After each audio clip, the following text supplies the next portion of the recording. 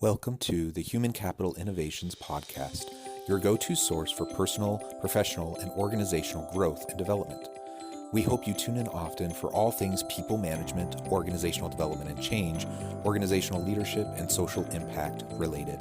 Maximize your personal and organizational potential with Human Capital Innovations Podcast.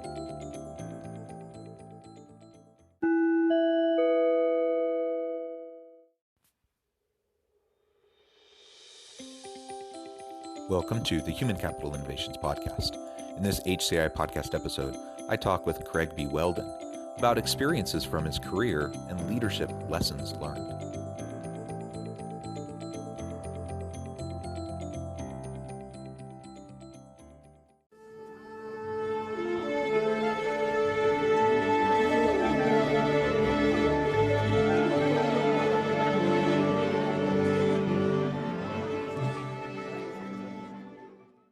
Craig Whelden, welcome back to the Human Capital Innovations Podcast.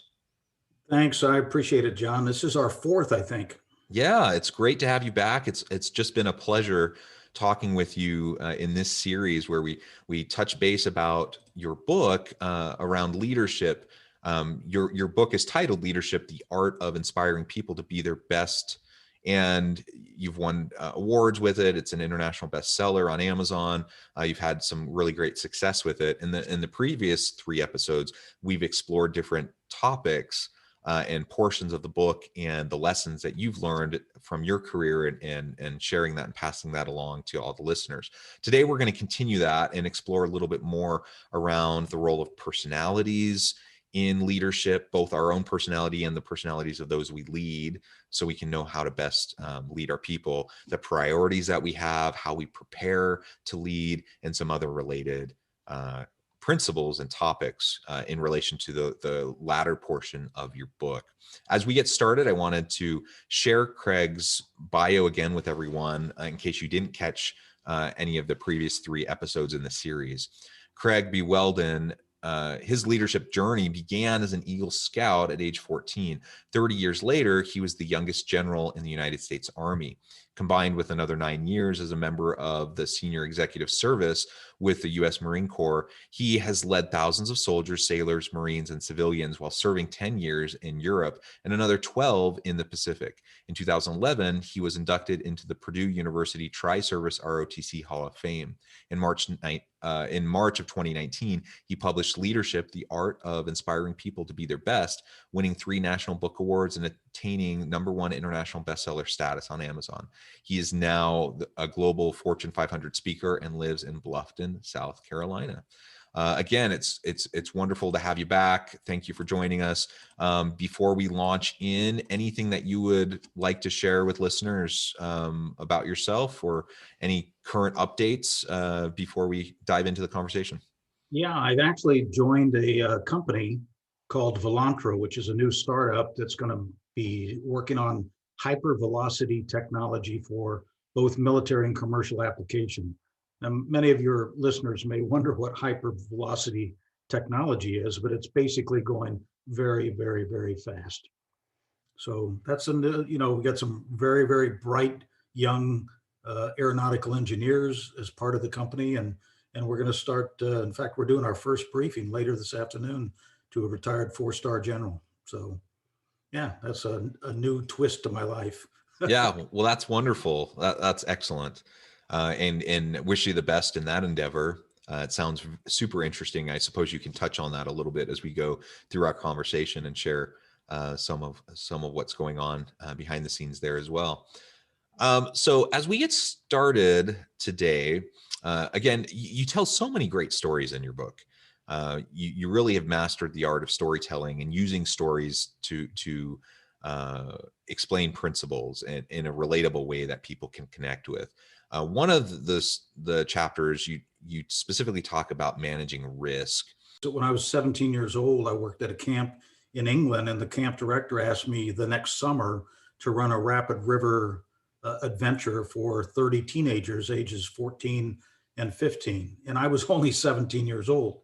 And I said, okay. So I went out with the guy who was running it. He was a senior at Penn State at the time. And I went out that summer and did a practice run with him to make sure I understood the river. I memorized every turn, every rock, had maps, and he showed me exactly how to run the river. When I returned after my freshman year in college the next summer, I was 18 years old, and I went out on my first trip with 30 teenagers, and the river had risen exponentially because of heavy rains in the spring. And I didn't recognize the first big rapid that we came upon. The protocol was to stop, get out of the canoes, go to the side, talk your way through, and then all of them would watch me go through with one of the kids, typically one of the stronger kids, and we would have a safety line down the river in case somebody fell out or the canoe turned and so forth. But in this particular case, I didn't recognize the turn, and I got into the rapids and couldn't get out. And I had 5 canoes behind me with 10 kids in all of them. So I just turned around and I said, "Follow me," because there was no way to get to the side at that point. Well, we lost 2 canoes. Kids came out. They floated down the river to lost one of the canoes in a rock formation, and I got caught up there. And I didn't want to go back on my very first trip to the camp director and explain to him why I had lost this 17.5-foot Grumman canoe. So I picked the biggest kid in the group and I said, "You and I are going to go out and get that." So we went upriver. We floated down to the canoe so we could shake it loose from the rocks that it was hung up on. And being the bright person that I am, I thought I can move a lot more easily if I take this life jacket off. I made the kid keep his on, but I took mine off. Wow, was that a mistake? That was my first mistake. So we got down to the thing. It was about 5 feet of water. The water was moving very, very quickly. We were able to shake it loose. And as it started to move down the river, I yelled at him, grabbed the canoe, and he reached out, grabbed the canoe, and it carried him down. Canoe was floating. I reached out and I missed the canoe. And that's the last thing I remember for what seemed like an hour. Obviously, that wasn't an hour, but I went down in the rapids towards the bottom, got banged up on all the rocks, and had one of those classic movie scenes where you come gasping out of the water at some point, nearly drowning, and I couldn't feel anything in my legs. So I was able to get to the side just using my hands, pull myself up onto the side of the river, and it took me about 20 minutes to get the feeling back in my legs. So we ended up getting all the canoes, all the kids were okay, but I learned a very powerful lesson in that. And one of the things I talk about in my book is that the prefrontal cortex of your brain is developing until about age 25. Remember, I was about 18 years old. And the prefrontal cortex is part of the brain that controls impulse inhibition and energy, impulses and those kinds of things, goal planning, organization. It feeds the reward system. And it isn't fully formed until about age 25. And that's why young people are risk takers. That's the reason some of them are adrenaline junkies. And that's why some of them make stupid decisions, just like I did on that river that day. And I was almost drowned. And so I learned a lesson from that. As I went into the Army years later, I knew that I had young people who were in that age bracket, 18 to 22 and so forth, who would be taking risks that they shouldn't and could put themselves at great risk. So for all of your listeners who have younger siblings or coworkers or something, or in that age group, recognize that they are a higher risk level just because of the development of their brain. It isn't quite fully formed yet, and they will take risks that perhaps the rest of us wouldn't take. Yeah, well, thank you. That's a great story with some really great life lessons there. Another chapter in your book, you talk about what rocks are in your jar. Maybe you can explain that metaphor to us and talk about your personal experience with your sister's suicide and how that relates and the lesson we can take away from that. So some of your listeners may have heard this story. It's common. I picked it up along the way. It's one of the rocks I put in my rucksack and carried with me. But imagine a professor standing in front of his class. He's got a table that's got a cloth over the top of it, and he reaches under and he grabs a big glass jar and he sets it up on the table. And then he pulls out a basket of rocks and he starts putting rocks in the jar until it fills up to the top. And he turns to the class and he says, "Is the jar full?" And they all go, "Yep, jar's full." So he reaches under the table again and pulls out a bag of sand, and he pours that into the jar. And all the sand granules go down to the bottom of the jar, fill it up to the top. And when it gets to the top, he then says to the class, "Is the jar full?" And they all go, "Well, you fooled us the first time, but yeah, now the jar is full." So then he pulls out a pitcher of water and he pours it in the jar. And the water goes down among the rocks and among the sand to the bottom, and then eventually fills up to the top. And he says to the class, "Is the jar full?" And now they don't know what to say because they can't imagine what else he could put in this jar. But he stops there and he says, I don't have anything else to put in the jar. But the moral of the story is the rocks represent what's most important in your life. Put the rocks in the jar first. If you don't put the rocks in, then nothing else matters. If you put the sand and the water in first, you won't get every rock in. The rocks represent, and you have to identify what they are. It's your family, it's your faith, it's your health, it's making money. It almost doesn't matter what it is, but figure out what are your priorities in your life. Identify those rocks and put them in the jar first, because everything else is noise. So I had a friend who went to West Point, and West Point has reunions, and he was a retired colonel. He went back to a reunion one time, and he saw a classmate of his sitting over at the bar by himself. Now, the classmate had done very, very well. He was a retired 3-star general, but he was sitting by himself. His back was turned to him. We'll call him John. And my friend went over and he tapped John on the shoulder and he said, "Hey, John, how you doing? I haven't seen you in a long time." And when John turned, his eyes were watery. And my friend said, I couldn't tell whether he was upset or he'd had too much to drink. So I said, "John, you doing okay?" And he said, "I busted my tail for 36 years. I did everything the Army told me to. They rewarded me with promotions and great jobs and command assignments. And along the way, my wife left me, and now my kids won't talk to me." So you have to reflect back now on this officer's career and ask yourself, which rocks did he put in the jar first? He appears that he put in the career rock, and maybe he left a family rock on the outside. So recognize that when you go after things that are ambitious and lofty goals, they come sometimes with some serious risks. So back to my sister. My sister committed suicide on Christmas Eve of 1999.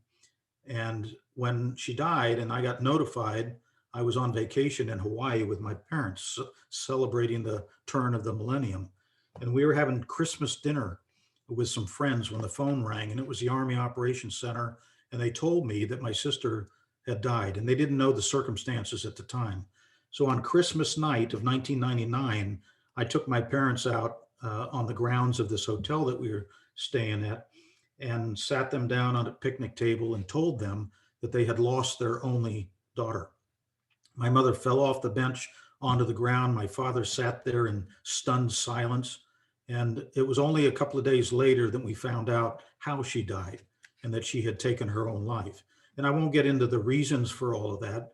But as I reflected on that episode, I thought at the time, let me reflect on my life and my family and what's important to me. What rocks are in my jar? Am I putting the right rocks in my jar? Because I was a 1-star general at the time, and I was on the 2-star list.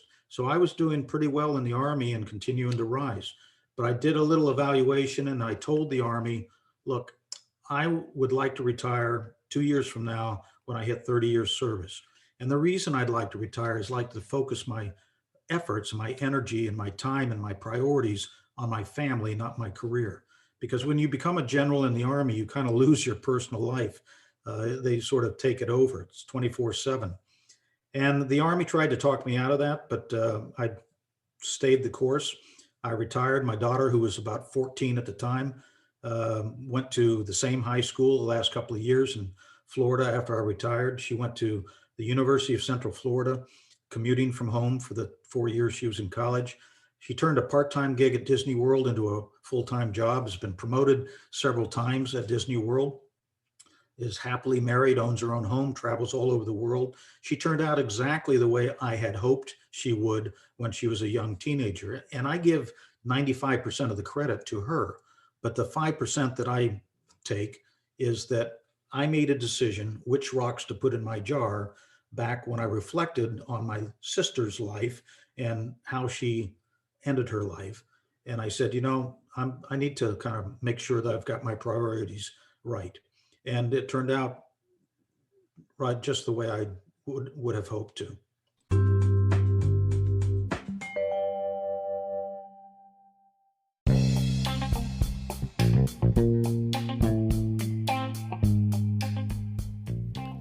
I'm excited to announce the publication of my new book from HCI Press, The Alchemy of Truly Remarkable Leadership: Ordinary, Everyday Actions That Produce Extraordinary Results. Consider how the nature of work has shifted over the past 50 years. With increased globalization, rapid technological advancement, and the shift in economic composition, the average job of today looks very different than the average job of 50 years ago. What will the jobs and organizations of tomorrow look like? Moreover, what does this all mean for organizational leaders? What are the core competencies and capabilities of organizations and their leadership that are prepared for continued disruption and geopolitical and socioeconomic shifts? Regardless of what the future holds, increasingly, leaders need to be socially minded, data-driven, decisive, champions of talent, and disruptors of the traditional notions of leadership, teams, organizations, and work. The Alchemy of Truly Remarkable Leadership will help you to explore your own leadership competencies and capabilities and consider ways to apply and implement them into your workplace and personal life.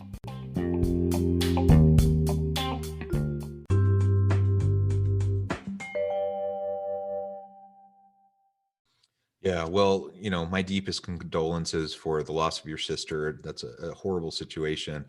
It is wonderful, though, that it provided a catalyst for you to have that kind of self-reflection, and that has, a really great positive that has come from a great tragedy is that it shaped the last 20 years of your life, and allowed you to go perhaps in a different direction that was more healthy and better for you and your family. And that's wonderful. And I've always really loved the rocks in the jar metaphor. It's one I remember learning even when I was just a small child. I've always carried that with me. It is a powerful lesson that you can't always fit everything in. When you prioritize, you can fit more things in, but even then there's still sometimes things you have to make a hard choice on and leave some things to the side.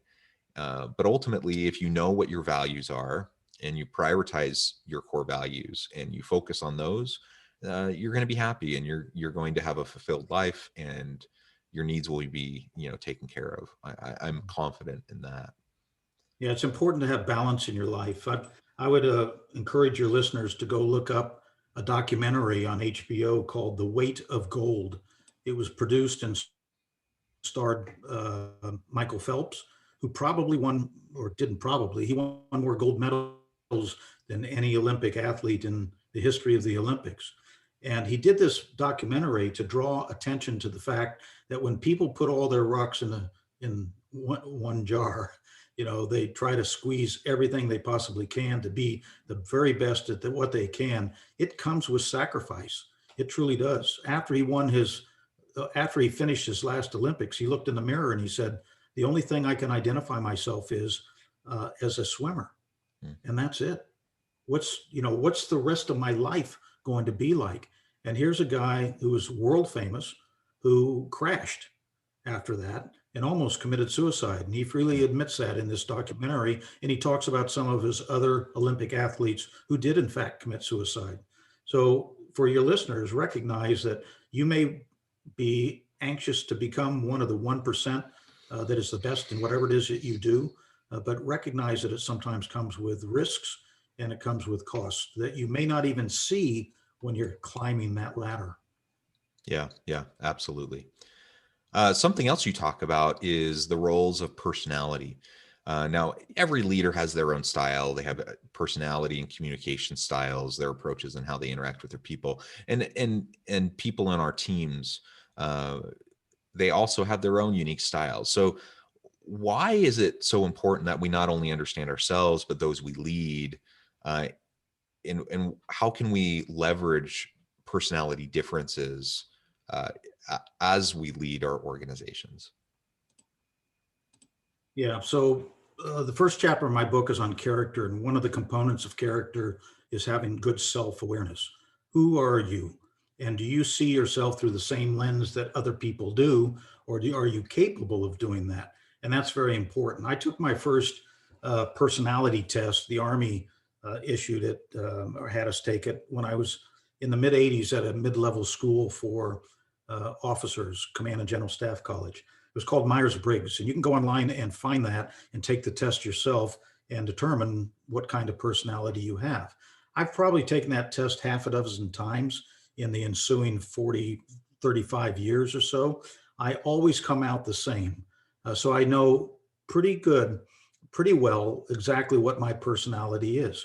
Myers-Briggs categorizes each of the personalities into 16 different buckets, and they assign letters. And the letters obviously stand for something. I'm an ISTJ. ISTJ stands for introverted, sensing, thinking, and judgmental.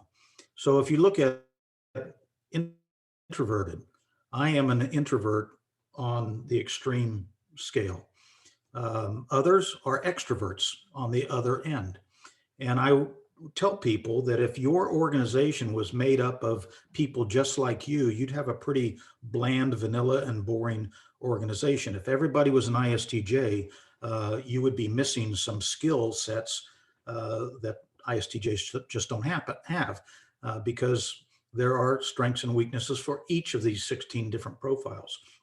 So the military, and I know the corporate world sometimes gives these personality tests in their journey through training, and I've taken it, as I said, a number of times, so that not only can you see who you are, but you can understand who others are, and you can appreciate that every one of the other 15 profiles in Myers-Briggs, EFMPs, and so on and so forth, they bring a skill set that perhaps you don't. And you want to maximize the value of strengths of others and minimize their weaknesses. So having an appreciation and understanding of who you are and who your rest of your team is important. Doesn't have to be Myers-Briggs. It could be any other kind of an assessment tool, but understanding to draw on the strengths and weaknesses of everybody else. I have a presentation that I often gave in new organizations when I joined them called Whelden on Whelden. And I did that very early on to make sure everybody didn't spend the next 2 or 3 months trying to figure out who I was, what I thought was important, what my personal quirks were, and everything else. And in there, I talk about, hey, I'm an ISTJ. And for those of you that haven't taken Myers-Briggs, this is what that means, and there's a definition. This Whelden on Whelden brief happens to be Appendix B in my book, so you can actually see the brief in my book. But I also talk about strengths and weaknesses and freely admit that. Here's where I think I have strengths, and here's where I think I have weaknesses. And I've had those validated by people who I've worked with, worked for, and have worked for me over the years. So I'm pretty comfortable in my own skin. I'm also pretty self-aware, and I think that's one of the most important aspects of a leader is to have that self-awareness so that you can see yourself through the lens that other people see you. That's critically important.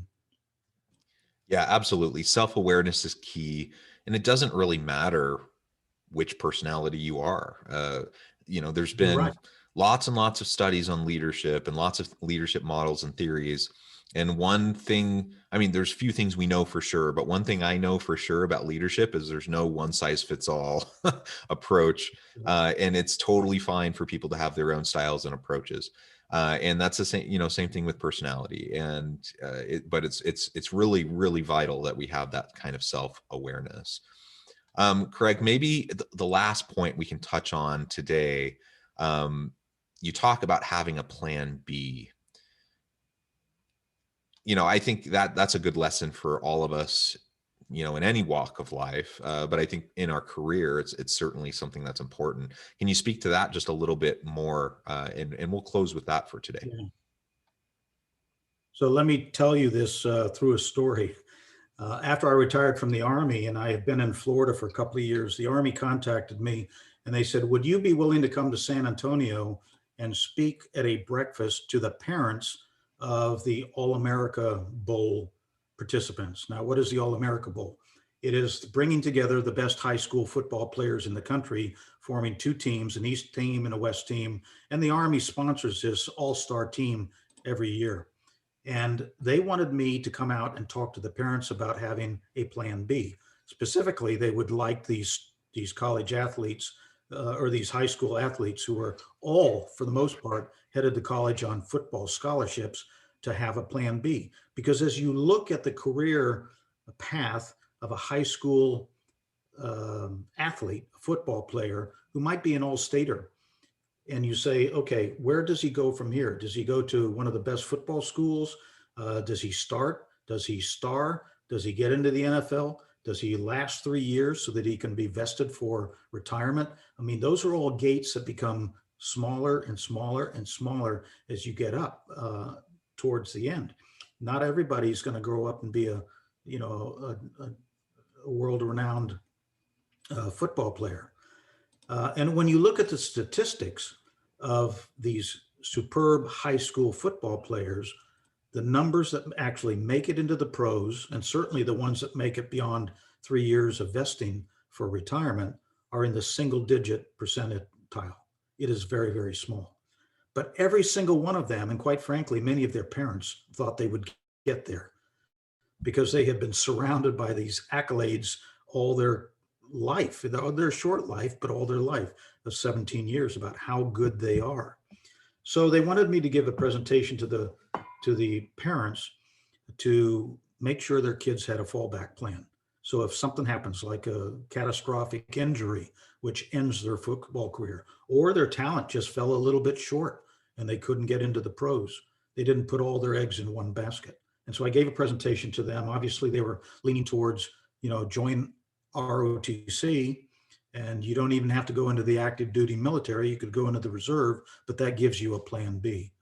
And I think that's important for everybody. If you put all your eggs in one basket, once you drop the basket, every egg is at risk of breaking. Yeah, it's a good reminder. I think we all, have goals. We all have plans. We hope they work out. We've talked about this in previous episodes together, but rarely are we on a perfectly linear upward path, right? We usually are zigzagging a little bit. Things rarely go to plan exactly the way we hoped they would. And so it's just good sense that we should have some sort of a plan B. Now, does that mean that we give up on our dreams, that we don't push to achieve? No, they're not mutually exclusive. I can be prepared for various situations in my future while still trying my best to follow my passion. And that's certainly what I would suggest to anyone listening, and as we're leading our people, we want to help them do the same thing. We want them to find success in their current role. We want to prepare them for their future roles. And we need to help them recognize that, things aren't always going to go according to plan or on the timeline that they have in their mind. Hopefully hopefully we can help them feel fulfilled and help them to achieve success. But we have to have some level of flexibility and have that preparation, so that we can roll with the punches that life will throw at us. Yeah, if your listeners have not experienced this, they will, but you will find yourself at points in your life where you're at a fork in the road and you think you're supposed to go right, but circumstances take you left. And at the time you say to yourself, why is this happening to me? I'm not supposed to be going in this direction. I should be going that way. But circumstances, whatever they may be, take you in a different direction. And I would tell you that be adaptive, be flexible, and most of the time, it turns out just okay. I have several examples, both professional and personal, where I've been at a fork in the road, gone a direction that I didn't expect to go. And not only did it turn out okay, it turned out better than it would have the otherwise. Yeah, me too. Well, Craig, it has been a real pleasure talking with you today.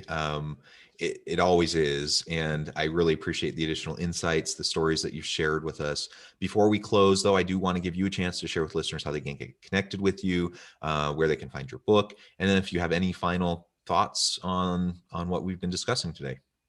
Well, the best way to find me is on Google. Just type in my name, Craig Whelden, Whelden, not O-N. Many people misspell it. And my website, craigwhelden.com, will pop up right away.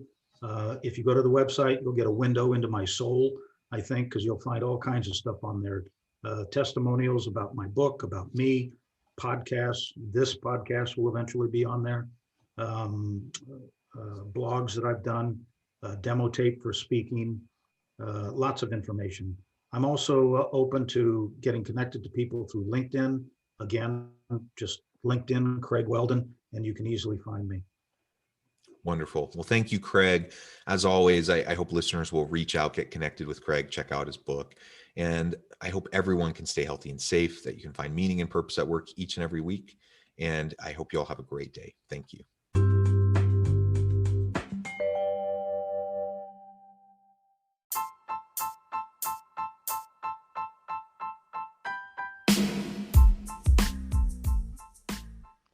We are excited about the launch of HCI's new magazine, Human Capital Leadership.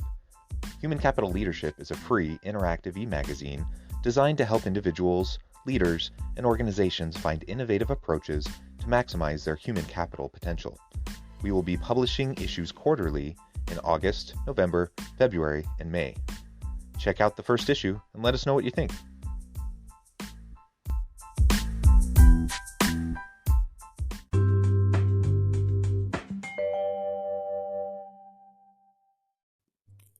Thanks again for joining us for this episode of the Human Capital Innovations Podcast.